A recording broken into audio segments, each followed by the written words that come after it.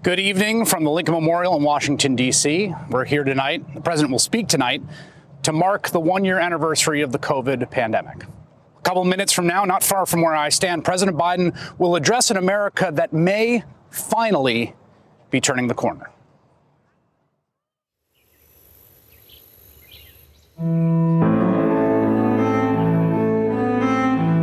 Now, in this first early light, we can see how this struck all of us together and separately. We were a nation divided by race, by gender, by economics, by politics. The virus exposed those fissures, worked its way into the cracks, and left us more divided, more isolated, more afraid of each other. There's been so much tragedy this year. We've lost 500,000 people. Jobs and businesses have vanished, lifetimes of work and savings wiped out, while our leaders couldn't or wouldn't help. Our victories came from within, from the small, life-affirming kindnesses of neighbors, from heroic doctors and nurses, yes, but also grocery store workers and restaurant cooks and the old friends back home who made sure to check in on mom and dad. Soon we'll all be able to hug each other, dance again, be together again. Let's use that as a first step back. It's been a rough year, but I'm hopeful for the next year that's coming up. I think the light at the end of the tunnel is finally getting a bit brighter. Tonight on this special edition of All in America, let's acknowledge what separated us and look forward with new hope to the year we meet again.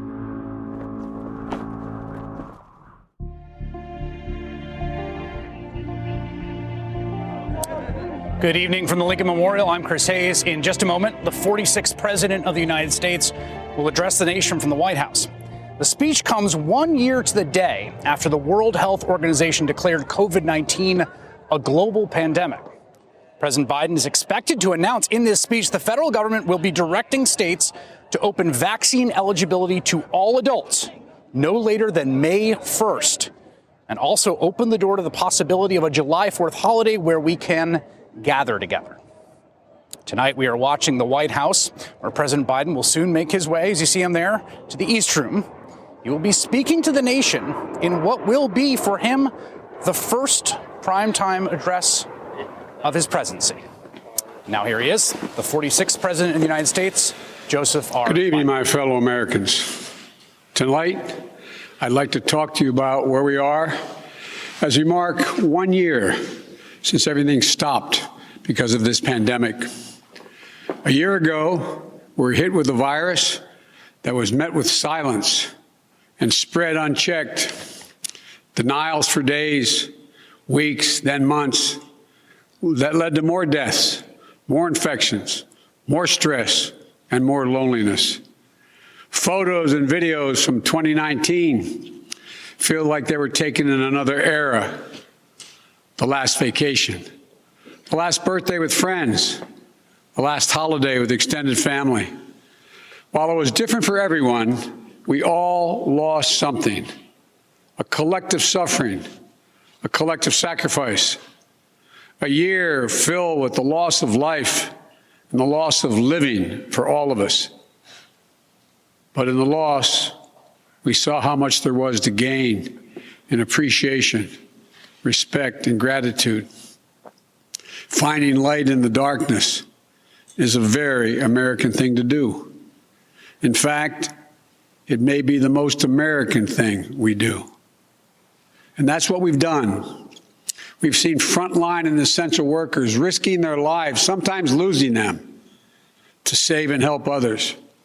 Researchers and scientists racing for a vaccine. And so many of you, as Hemingway wrote, being strong in all the broken places. I know it's been hard. I truly know. As I've told you before, I carry a card in my pocket with the number of Americans who have died from COVID to date. It's on the back of my schedule.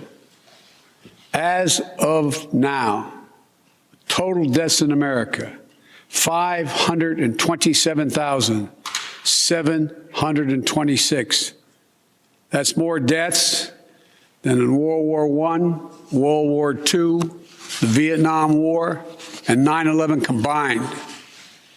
There were husbands, wives, sons and daughters, grandparents, friends, neighbors, young and old. They leave behind loved ones, unable to truly grieve or to heal, even to have a funeral. But I'm also thinking about everyone else who lost this past year to natural causes, by cruel fate of accident or other disease. They too died alone. They too leave behind loved ones who are hurting badly. You know, you've often heard me say before, I talk about the longest walk any parent can make is up a short flight of stairs to his child's bedroom to say, I'm sorry, I lost my job. Can't be here anymore.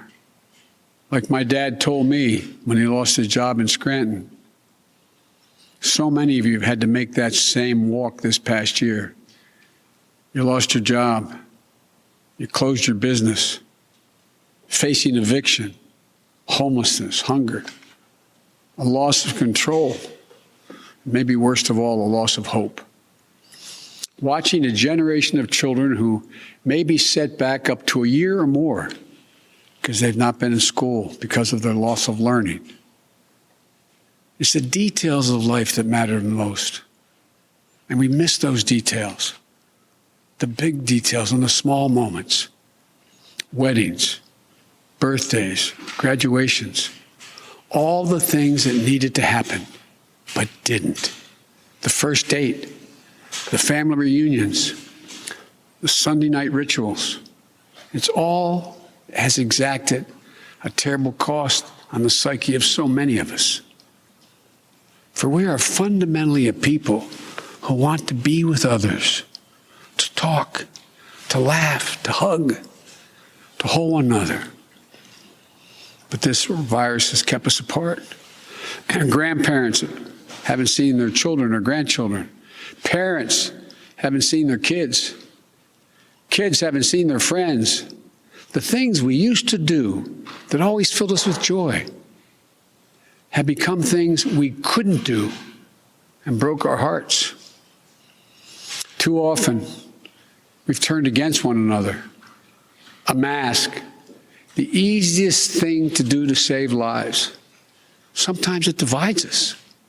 States pitted against one another instead of working with each other. Vicious hate crimes against Asian Americans who've been attacked, harassed, blamed, and scapegoated.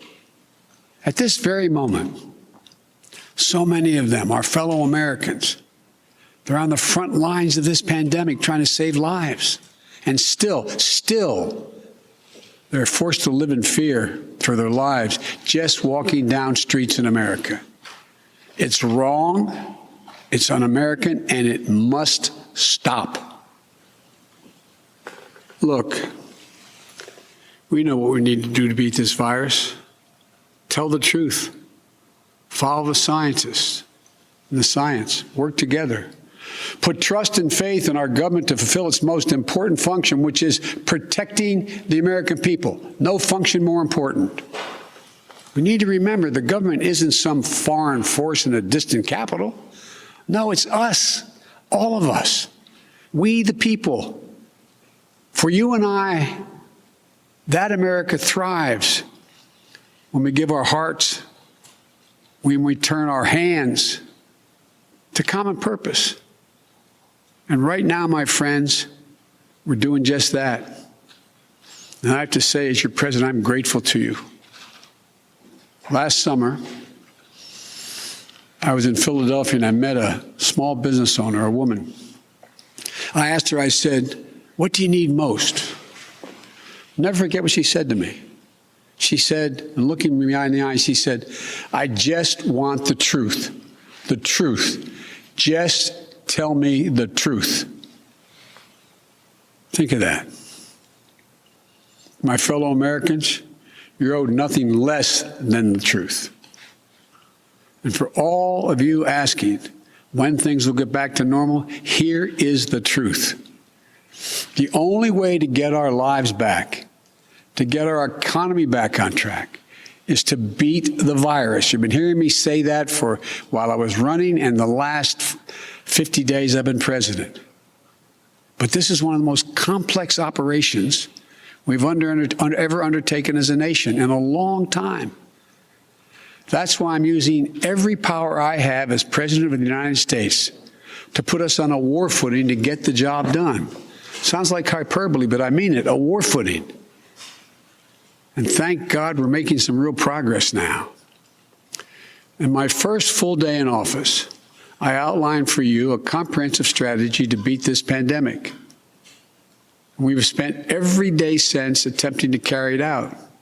2 months ago, this country didn't have nearly enough vaccine supply to vaccinate all or ever near all of the American public. But soon we will. We've been working with vaccine manufacturers, Pfizer, Moderna, Johnson & Johnson, to manufacture and purchase hundreds of millions of doses of these 3 safe, effective vaccines. And now, at the direction and with the assistance of my administration, Johnson & Johnson is working together with a competitor, Merck, to speed up and increase the capacity to manufacture new Johnson & Johnson vaccine, which is one shot. In fact, just yesterday, I announced, and I met with the CEOs of both companies, I announced our plan to buy an additional 100 million doses of Johnson & Johnson vaccines. These 2 companies, competitors, have come together for the good of the nation, and they should be applauded for it. It's truly a national effort, just like we saw during World War II. Now, because of all the work we've done, we'll have enough vaccine supply for all adults in America by the end of May. That's months ahead of schedule.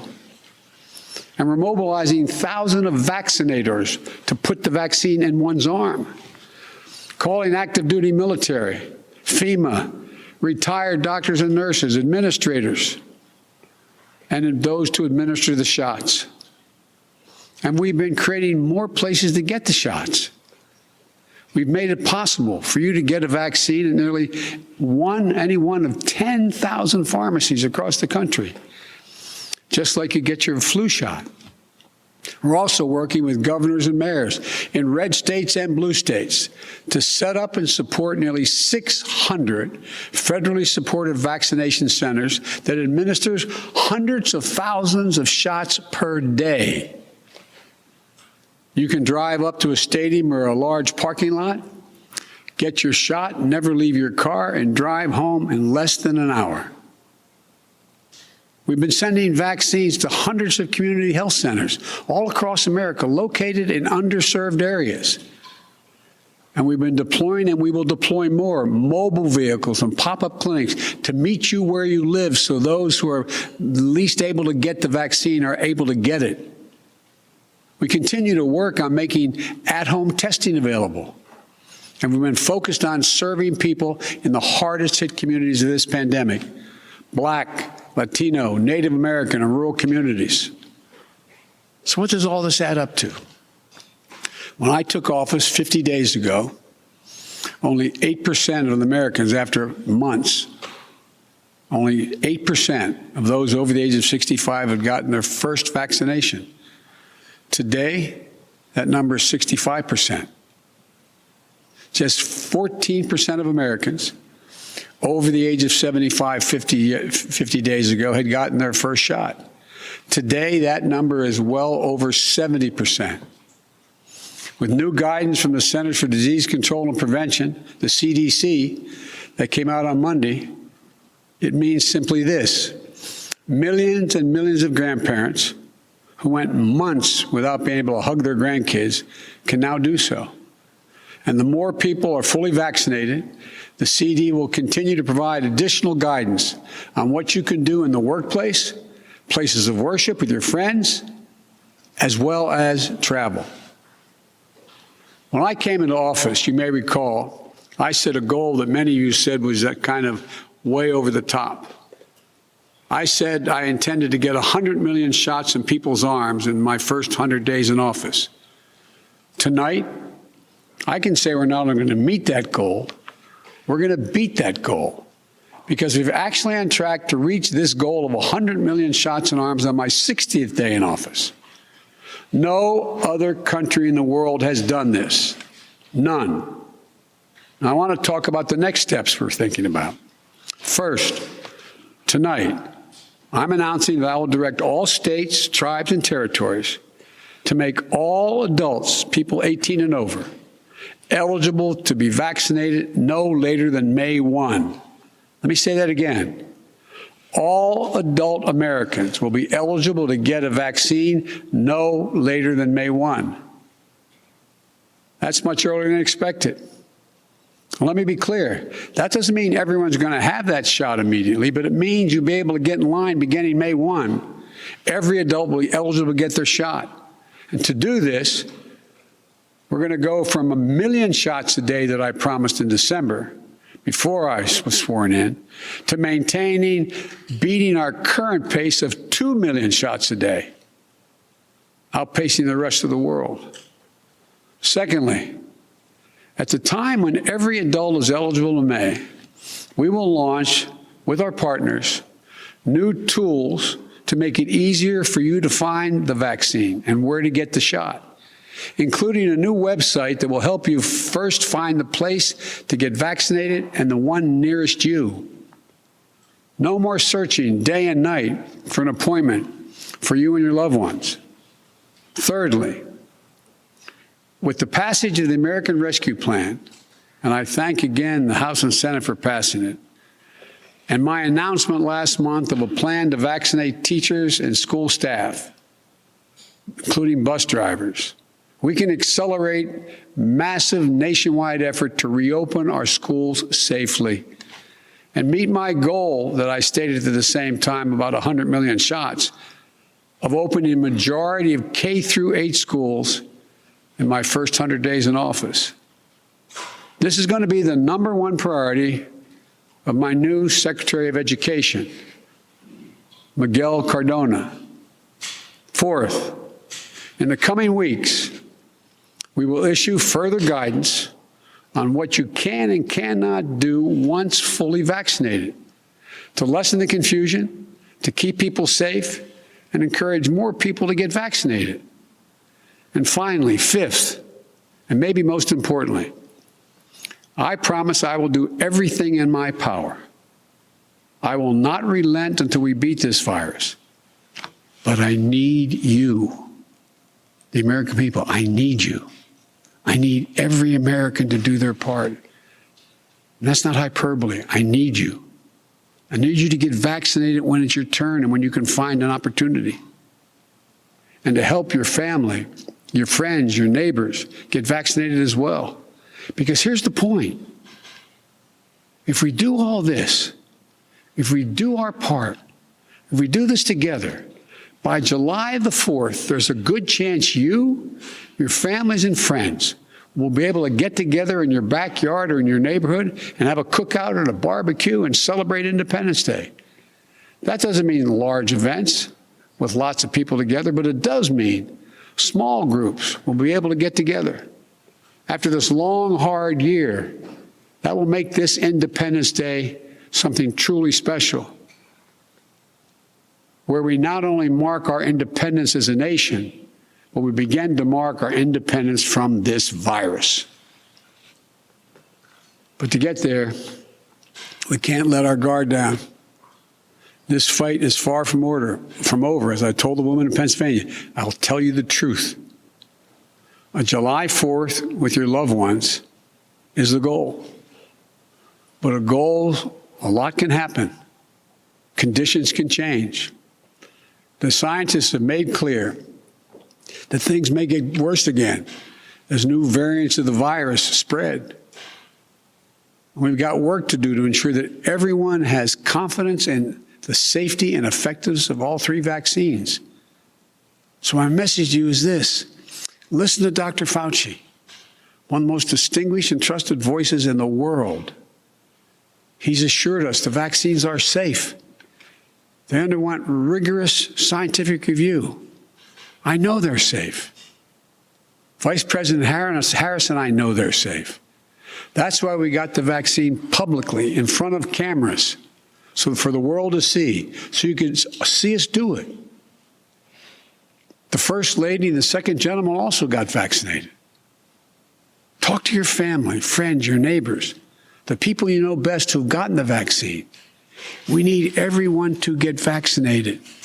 We need everyone to keep washing their hands, stay socially distanced, and keep wearing the mask as recommended by the CDC.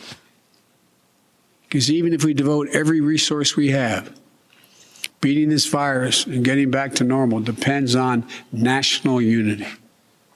And national unity isn't just how politics and politicians vote in Washington, or what the loudest voices say on cable or online. Unity is what we do together as fellow Americans. Because if we don't stay vigilant and the conditions change, then we may have to reinstate restrictions to get back on track. And please, we don't want to do that again. We've made so much progress. This is not the time to let up. Just as we were emerging from a dark winter into a hopeful spring and summer is not the time to not stick with the rules. I'll close with this. We've lost so much over the last year. We've lost family and friends. We've lost businesses and dreams we spent years building. We've lost time with each other. And our children have lost so much time with their friends, time with their schools. No graduation ceremonies this spring. No graduations from college, high school, moving up ceremonies. You know, and there's something else we lost. We lost faith in whether our government and our democracy can deliver on really hard things for the American people. But as I stand here tonight, we're proving once again something I've said time and time again to probably tired of hearing me say it. I say it to foreign leaders and domestic alike. It's never, ever a good bet to bet against the American people. America is coming back. The development, manufacture, and distribution of vaccines in record time is a true miracle of science. It's one of the most extraordinary achievements any country has ever accomplished. And we also just saw the Perseverance rover land on Mars. Stunning images of our dreams that are now a reality. Another example of the extraordinary American ingenuity, commitment, and belief in science and one another. And today, I signed into law the American Rescue Plan, an historic piece of legislation that delivers immediate relief to millions of people, includes $1,400 in direct rescue checks, payments.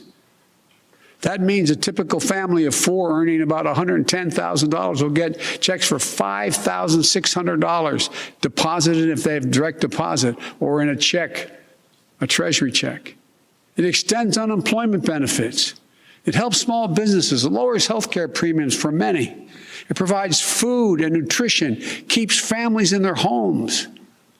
And it will cut child poverty in this country in half, according to the experts.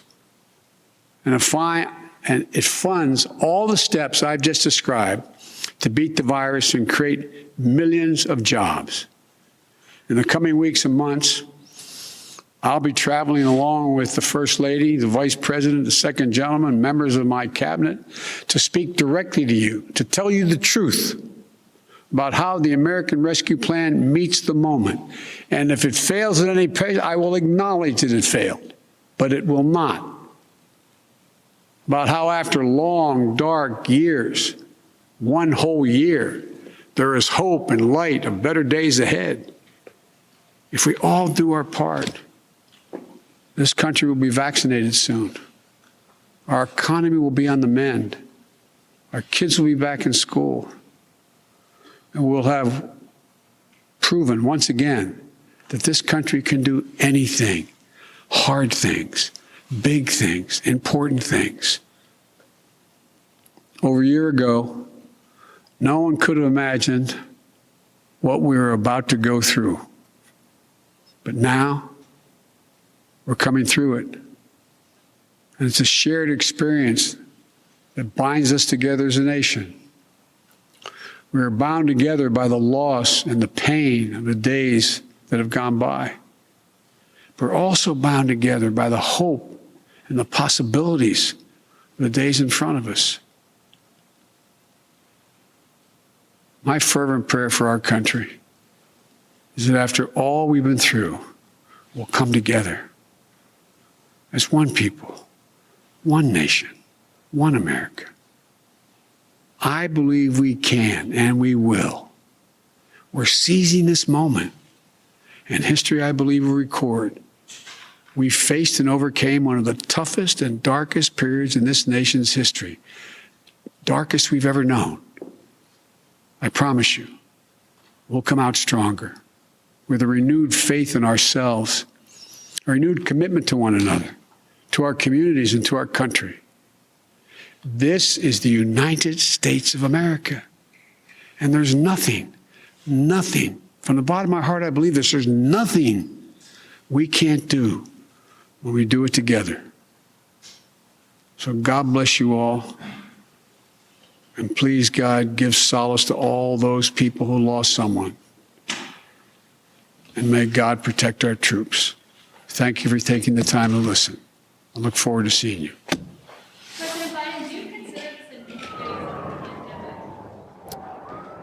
a 46th President of the United States, Joseph R. Biden with his first primetime address in the White House, clocking in at around 24 minutes, making some news tonight, saying that he will direct all states to offer the vaccine to all adults, no eligibility strings attached, by May 1st at the latest, along with a 5-point plan to get the country over the virus. I want to bring in my colleague Rachel Maddow right now, who watched the speech, of course. Rachel, what were your impressions?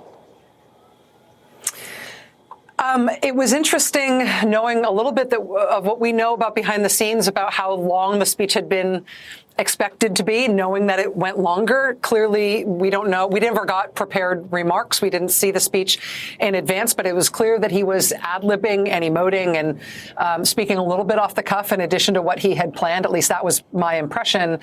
And I think it was very moving. The president is very good at articulating empathy, which has been said a million times. But these are the kinds of times when that becomes something that is incredibly utile for us as a country. I think when he said we're coming through it, I don't know if he meant that to be the headline for this speech. I don't know if that was an ad-lib line or a prepared line, but that's, to me, what I took away. He's not saying it's all roses, we're done, it's all better. I thought it was really important when he talked about that July 4th goal and then said, but you know what? This is just a goal, and we may need to reinstate restrictions if things go pear-shaped, basically. That was a really important sort of moment of honesty rather than just shine on what was otherwise him telling us that things are getting better. Yeah, that was striking, and it in some ways encapsulates the difficulty of messaging at this moment, both for the President of the United States, public health experts, right? That there is this light at the end of the tunnel, but Americans have been told for a year it's turning the corner, including like a year ago, literally to this day, that this was all going to be settled, and are skeptical of that. And also that they can't overpromise, right? I mean, they understand that they could control some of what they're doing, but not all of it. And that was the animating principle of the speech tonight, which was a marked contrast to the kind of chest pounding and dismissiveness that we had gotten for a year, because it's a much more appropriate way of dealing with this very difficult challenge, it struck me. And it's a different type of man serving as president with a different idea of leadership and a different idea of success. I mean, whatever you think about President Trump, I think it's fair to characterize his public pronouncements on COVID as being about himself, about things that he did and how he was taking care of it. And that he wanted you to believe that it was over because he was in charge. And obviously he would be the one who would fix this. Instead, what we got from President Biden tonight was, I need your help. I need your help. I need your help. I need need you to get vaccinated when it is your turn and you have the opportunity to do it. I also need you to help others, your family members and your friends get vaccinated too. There was more news tonight when he announced there'll be a new federal website to help people get themselves vaccine appointments rather than the hunting and pecking that we're all doing through all the different means that we're doing it around the country right now trying to get those vaccines. He's saying, I need your help. These are all the things we're doing, but we all need to do this together. I need you to listen to Dr. Fauci. I need you to get vaccinated. I need you to know exactly how this is going to work and that if things go badly, we are going to have to reinstate restrictions. He's asking for a whole of government and a whole of country response rather than talking about what he's done. That's exactly right. I'm going to ask Ron Klain about what the plans are for that website and making sure supply can meet demand on May 1st, because everyone's already like setting their alarms and their watches. Rachel, we're going to see you again at the top of the hour. You've got Dr. Fauci tonight. I'm looking forward to that. Thanks so much. See you in a little bit. Okay, so do you remember where you were a year ago at this moment? We will take you back to remember what it looked like and what it felt like. And everything changed in the matter of a couple weeks. Don't go away.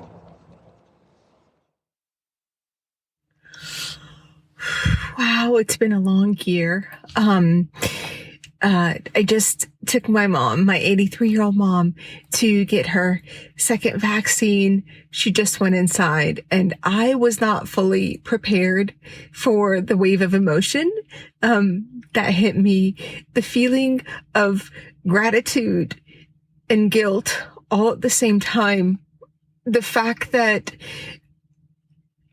in this last year, our whole family has focused singularly on keeping her safe and protected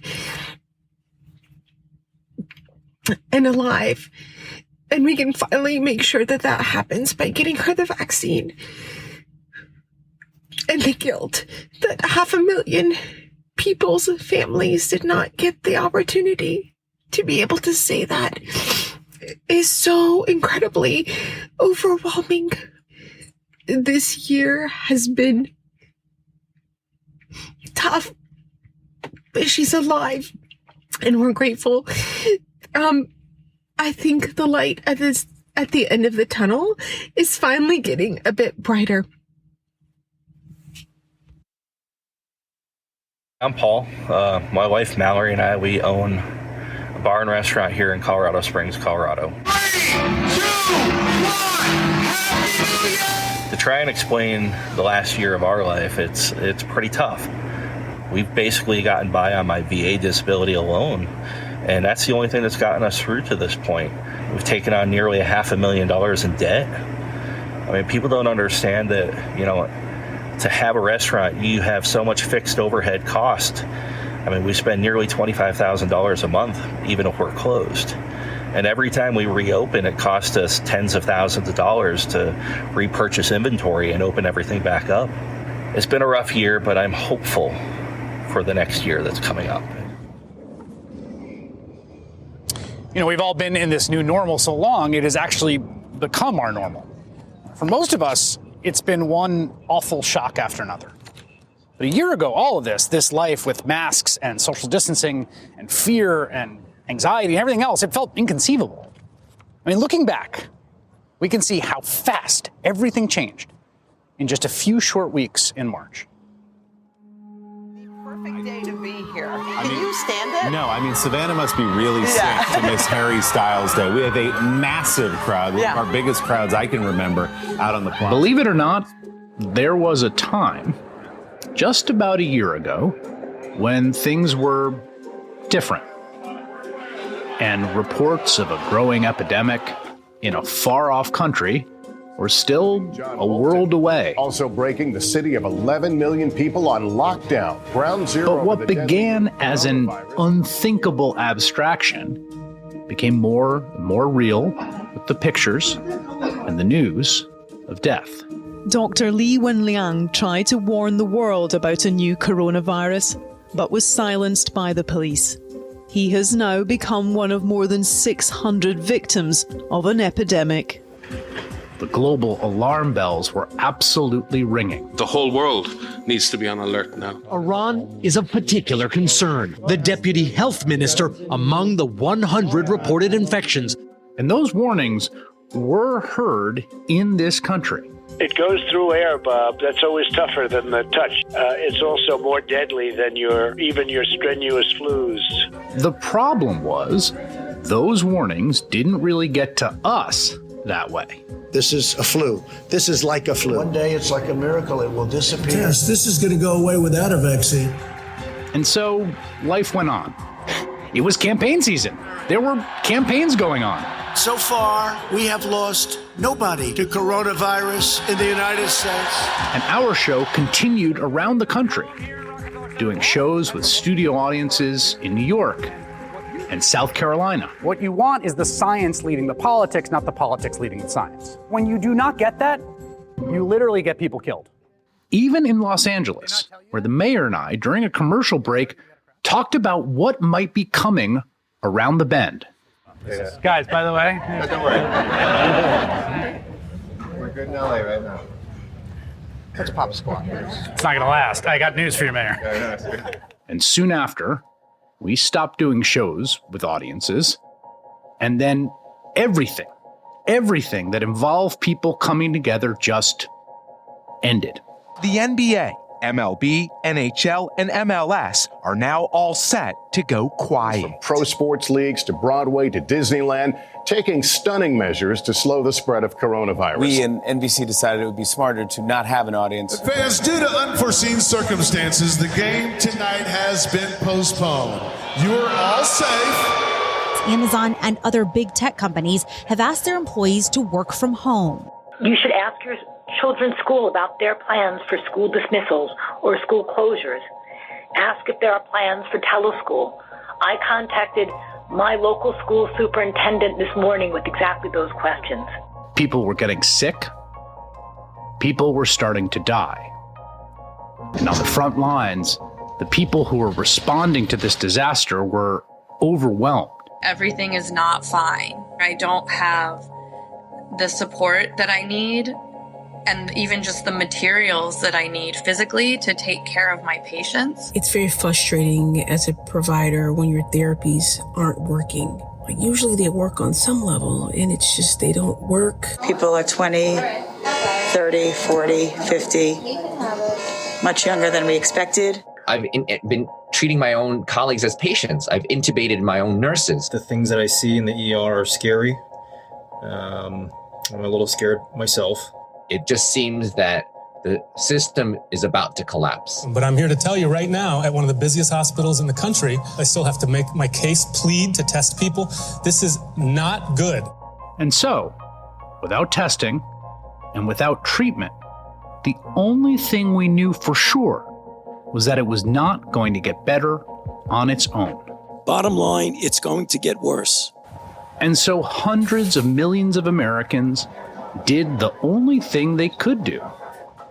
Stock up and stay home. If you ain't got to go out, don't go out, please. Damn. Store shelves emptied out as Americans stock up to hunker down. From bottled water to toilet paper to disinfecting wipes. I showed up today and it's just chaos. Right now, I'm trying to keep it calm. I think my biggest fear is that I'll collapse, that I won't be able to keep it all together. I think I've really just been trying to take it day by day. If she were to get the virus, she would end up in the emergency room. So we're just going to stay here 6 weeks, 3 months, doesn't matter. It's kind of difficult not knowing what's going to happen and what the future's going to be. You can't really ask anybody else because nobody has the answers. And so, in a month's time, our country went from the old normal to a new pandemic reality. The American way of life was locked down and locked in. Once the lockdown started and the virus hit us, there were many ways that the pandemic fostered a sense of unity. Like the medical professionals who traveled across the country to help where it was most needed. And everyday people who supported those doctors and nurses and other staff by cheering them on each night when their shift ends. But in many more ways, the American COVID experience divided us along all the same lines and fissures that spiderweb through the rest of American life. We can trace those cracks and how they hit different groups. Of course, the one common experience that unites most of us is a year spent desperately trying to avoid this illness, as millions were stricken and hundreds of thousands have died. Allie Jackson spoke to one mom whose world was overrun by COVID at possibly the scariest time. Stephanie Russo and her husband Nick found out they were pregnant last February. Within a week or two is when I started to hear everything on the news about coronavirus, and things started to get, a little more real around here with everyone buying toilet paper and all of that stuff. Russo stayed healthy, and Willa was born November 10th. Hi, sweet girl. It wasn't until a few days after she got home from the hospital that Russo lost her sense of taste and smell. That was actually our first outing as a family of four, was to drive over to the COVID testing center. It just kind of sucked. Russo and her husband tested positive. Their toddler, Doc, got sick a couple days later. They believe their newborn had COVID too, and that's not all. I don't know how many of the nurses, but I know it was at least a handful of them also caught it. So it was you, Nick, Doc, Willa, Doc who delivered Willa, at least a couple of the nurses, your mom, your dad? Yeah. And actually, now that I say that, when Willa was 2 days old, I had to take her to the pediatrician, and this is before I had been tested. And the nurse, who's actually quite a good friend of mine, also caught it. It was a very frightening time. It's mind-blowing to me that it's been a year. Obviously, part of what makes COVID-19 so terrifying is just how contagious it is. And no single group of Americans has been devastated like seniors. Even though they make up less than a quarter of the population, nearly 90% of people killed by COVID were 60 or older. At the Great COVID Tracking Project, they reported that even though less than 1% of America's population lives in long-term care facilities, as of last week, those people account for more than a third of all COVID deaths in this country. Because when you live in a close community, it is hard not to get COVID. CDC found people who catch the disease typically end up infecting around half of their household. And that has been catastrophic in communities with a high percentage of multi-generational households, like American Indian and Native Alaskan communities. But as Aaron McLaughlin reports from Alaska, the isolation of some villages may have actually helped contain the spread. As soon as the global pandemic was declared, Alaskan Native tribes took sweeping action. Remote villages completely locked down. Whatever you had in your pantry, that was the supplies you got for the time being. The whole world shut down. Some villages still had community spread. Others, like the tiny village of Nulato, didn't have a COVID case until September. And no one's been hospitalized. There's the tribal hall right there. PJ Simon is the leader of the Tanana Chiefs. He's responsible for the healthcare needs of 42 Alaskan Native villages. We've had the unfortunate outcome of learning from history.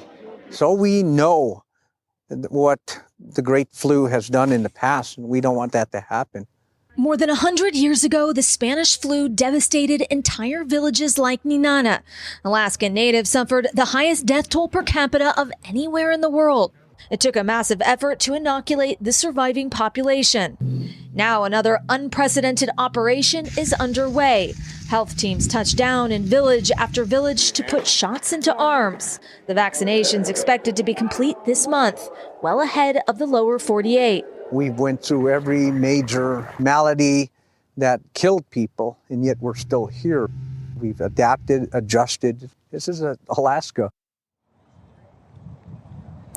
Throughout the pandemic, COVID has disproportionately impacted people in communities of color, especially early on when the disease was mostly hitting places like New York and Detroit and Los Angeles and Louisiana. While most of the seniors killed by the virus were white, COVID has ravaged younger age groups in Black and Hispanic communities particularly. Listen to this. Of all the people killed by COVID in the relatively young age group, 35 to 44, nearly half were Hispanic and a quarter were Black. Now that there's a clear hope for defeating the virus through vaccinations, there are still disparities in who is able to get the shot. In Mississippi, a state that has lagged in vaccinations regardless of race, Priscilla Thompson met one woman who's doing everything she can to help get her neighbors vaccinated. I want to go back to church and just have a normal life. Vernetta Price has lived in the tiny town of Sardis, Mississippi for nearly 30 years, but now she says it feels like anything but home. My daughter-in-law had COVID. That was in July, and she's still having symptoms. I had a friend whose parents, both are deceased now from COVID, and a great friend, a minister, recently died of COVID. So it has really impacted me tremendously. Panola County has one of the highest per capita rates of COVID infections in all of Mississippi. Lack of reliable internet and access to transportation have crippled vaccination efforts. So Price answered the call. You're scheduled for Panola County Basil Civic Center Thursday, March 11, 2021 at 12:20. Since January, she's signed up nearly 80 people for their vaccine appointments, visiting the state webpage up to 30 times a day. Are you nervous? Oh, okay. I've had it. Don't worry about it. You'll be okay. When she isn't signing people up, she's giving them rides to their appointments. Okay, you all ready? We ready. Okay.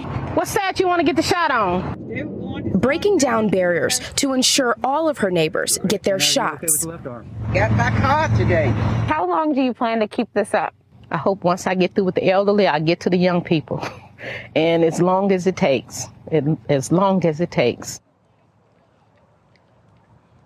Vernetta Price is one of many women across the country who have stepped up, taking on way more than their share to help the people around them. Millions of women left the workforce, either because of the economic downturn or, in many cases, because they were the ones who stepped in to take care of their kids and elderly relatives. Many more have been forced to add educator to a resume that already includes caregiver and worker. And as two D.C. businesswomen told Ali Vitale, this year has completely blown up the old idea of work-life balance. In the moment, it's hard, but it's funny in hindsight. It is funny. A little levity and having each other has helped Troy Rose and Nokomis Gilbert through the last year. We lean on each other a lot. Our children don't understand that it's hard for us. Mommy is supposed to be able to do everything, and we need mommy to do everything. They don't understand that mommy can't. And right now, mommy isn't their only job. So we're teachers, we're the lunch lady, the nurse, the teacher's aide, technical support. And that's just the stuff you're doing at home. Right. Because then you come here. Right. Here is the salon they own together. Back in August, they had to cut their hours. Now, they're only working 2 days a week. We have crunched a 5-workday into a 2-day schedule. I'm not choosing to be home. I have to be home. But it's not really a choice. Millions of women have grappled with the same non-choice. Over the last year, 1 in 3 moms considered scaling back at work. And more than 2 million women left the workforce completely. It's one of the hardest tasks I've ever had to do. Sometimes you gotta lock yourself in the bathroom and have a quiet time and regroup. But there's still much they are grateful for after a tough year. We get to spend more time with our kids. We still have our homes. We still have our business. That's an ultimate positive. It's a blessing. Many other workers have not been as lucky during the last year. Unemployment is at record levels and has been for very acute parts of this whole pandemic. Like so much about the pandemic, the economic downturn itself is disproportionately hurting some people more than others. It has hit women, communities of color, and low-wage workers much harder. And while some industries have been decimated in the last year, weirdly, others have been thriving. Like in Las Vegas, where Jolene Kent found a huge discrepancy between the Strip and the suburbs. When COVID-19 first hit, the heart of Las Vegas became a ghost town. Some big new projects were put on pause because tourists stopped showing up. That pattern playing out across the country. Spending on commercial construction is down 8% from pre-pandemic levels. While commercial construction is facing an uncertain future, residential spending is soaring, skyrocketing more than 20% compared to this time last year. In nearby suburban Henderson, remodeling is literally through the roof for project managers like Chris Gordy. What's in demand? Kitchens and full home remodels, kind of like what you see now, larger projects. I think that A lot of people are kind of sitting around right now and just staring at their homes, and they're not traveling. They have this extra money to be spent, and this is what they want to invest in. Gordy and business owner Brett Primack are grateful for the unexpected boom. When the pandemic hit, what went through your head? So March 18th was our doomsday. We had to reduce some salaries. We had a lot of unknowns. We actually went through the first 6 weeks of not selling a single project.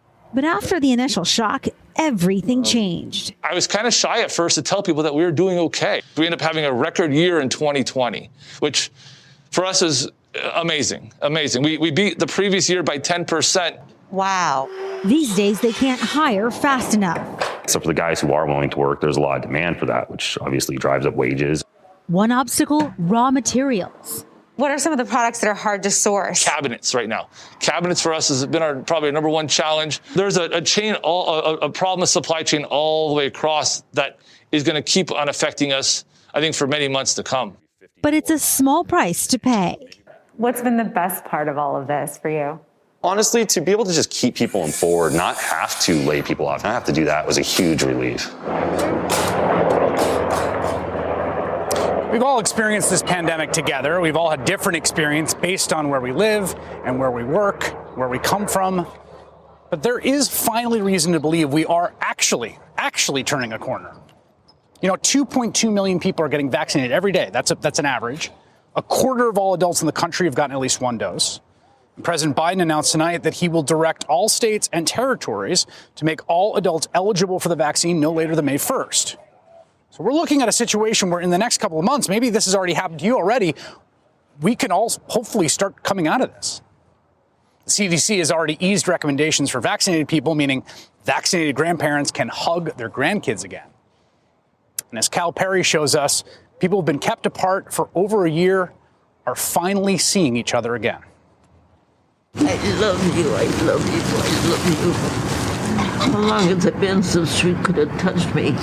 A reunion 1 year in the making. Good thing we got to keep the mask on, because otherwise I'd be smooching all over your face. Married for over 50 years, Kay and Orlin Wentz have spent the last year apart, stuck in separate nursing homes in Kearney, Nebraska, only able to chat by phone until this Monday, when Orlin surprised Kay with a visit. I love you. I love you. I love you too. A long overdue hug made possible because Kay and Orlin are now fully vaccinated. I don't tear a lot, but I do tear inside. And that was just emotional. I still can't believe I've seen him. And it's the first chance I've had to touch him in over a year. It's been way too long. The couple hope they can soon get back together with their entire family, 5 children, and more than 60 grand and great-grandchildren. Until then, Kay will settle for the love of her life. I'm homesick for a small room where I can be with him. It's not the way I think of when I'm married to somebody for 53 years, sitting out here shivering to death. I'd like to see him, and I'd like to have him hold me tight. It's been a year defined by separation, seeing loved ones through glass or through a screen. Now, as more and more people get vaccinated, families are finally beginning to reunite. All year, Lindsay Hawkins would have given anything to see her grandparents in person. In the end, it was her job that made it possible. As a CVS pharmacist in Minnesota, she's been working extra hours as part of a vaccination team. My grandpa actually asked me one day if I could be the one to give it to him. She's now been giving vaccines to her own grandparents, getting them one step closer to the day she can finally hug them again. Very emotional for me to be able to give my grandparents their shot, and yeah, it's really amazing. Didn't even feel it. Joking. With millions of Americans getting vaccinated every single day, we're all one step closer to being together again after so much time apart. Oh, I love you. I love you. I love you. I love you. Oh, that one got me. As the president just said earlier this hour, if we all do our part by the 4th of July, we might be able to celebrate Independence Day together, which would be incredible. That's what Joe Biden campaigned on. He was arguably elected because Americans wanted to get the virus under control and thought he was the man to do it. And one of his most trusted advisors happened to be someone with the perfect resume for the job. Ron Klain had worked in a variety of positions in government. He was a longtime Biden advisor and confidant. He was the one that Obama had tapped to be his Ebola czar. Well, he's now the White House Chief of Staff, whose chief job is getting this pandemic under control.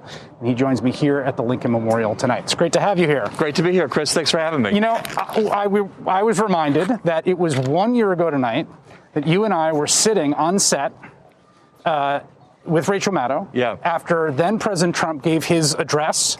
And you were there to talk about this because you had expertise in pandemic response. Now you have to do it. Yeah.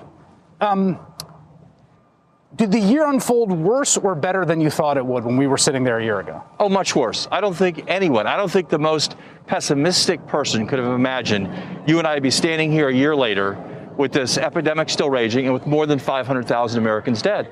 But I did say that night, I was very fearful as you listened to President Trump that he was going to just wash his hands of the response and leave it in the hands of state and local government to do it. I said that night that would be a horrible mistake. And I think that was borne out. And I think tonight, the American people heard from a president who was taking responsibility, who's taken charge, who laid out a new strategy to fight COVID, starting on his first full day in office, who's put the federal government center and square, owning the response, for better or worse. And I think so far it's worked out a lot better than it has before. You know, I think you had the phrase, the Articles of Confederacy response, and I remember it stuck with me because so much was pushed on the states. Joe Biden's elected. There's an announcement the federal government's going to move in. There was even a little bit of turf battle. The governors wrote a letter. They seemed a little prickly about some of it. We're at 2.2 million vaccines a day. Yeah. What is it going to take to get to 3 or 3.5? Is that an achievable goal? Well, I think we can definitely go up from where we are. I think the president, they signed the American Rescue Plan, legislation he called for before he even took office. And that's going to fund our efforts to further ramp up vaccine production. The president announced yesterday he'd bought 100 million more doses of J&J. We need more vaccine to increase the pace. We also need more people giving shots. The president tonight said he would order 4,000 additional troops to the front lines to give vaccines. We're going to activate retired medical workers and other people to really increase our ability to vaccinate the American public. His goal, as he said tonight, is to get to a place where we finish these high priority people in the next 6 or 7 weeks, and we can open up vaccinations to all Americans starting May 1st. And he also said, and this strikes me as an enormous logistical challenge. There's a huge logistical challenge now, right? Yeah. But with this target, right, people, right now there's a lot of demand and the supply can't meet it. For the federal government to have some kind of centralized means for a person who says, I want to get a vaccine, it's May 2nd, and now all adults are eligible, there seemed to be a tacit promise that you guys would do some work to make sure the logistics of that are relatively smooth.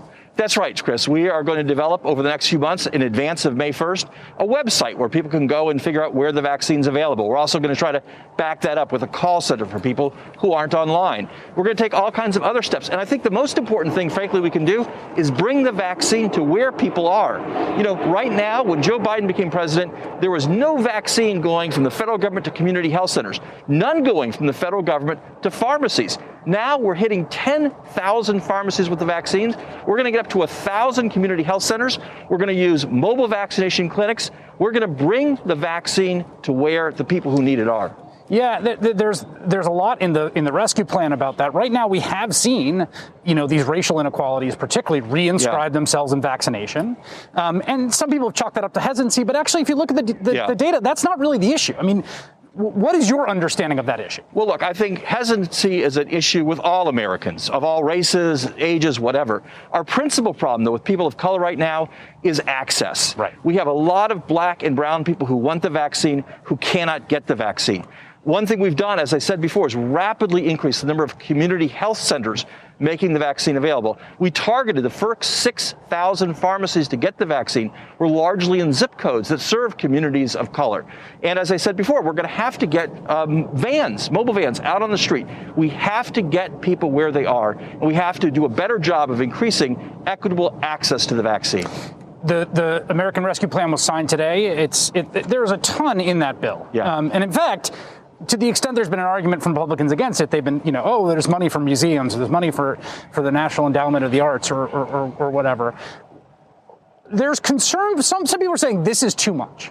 that the economy is going to overheat. There's going to be a crazy, there's going to be money falling from the sky. What is your response to the people with those words? Chris, we have 10 million people who a year into this still don't have jobs. We have today the 52nd consecutive week of record high initial unemployment claims. We have in this country food lines that are miles long. It's long past time for this country to step up and do what we need to do to help those people who are hurting. That's the right thing to do. That's what President Biden said he would do. It's also going to be good for our economy. We know this economy grows when the working class, the middle class, have economic opportunities. And one thing the American Rescue Plan does is it puts an end to kind of the economics focused at the people at the very top, really invests in the middle class, in working people. That's going to get our economy growing for everybody. Ron Klain, who I was with a year ago when the world looks very different, now Chief of Staff at the White House. Thank you so much for coming down and making time. Thanks for having me, Chris. All right. Thank you all for joining us tonight. Here is to a better year.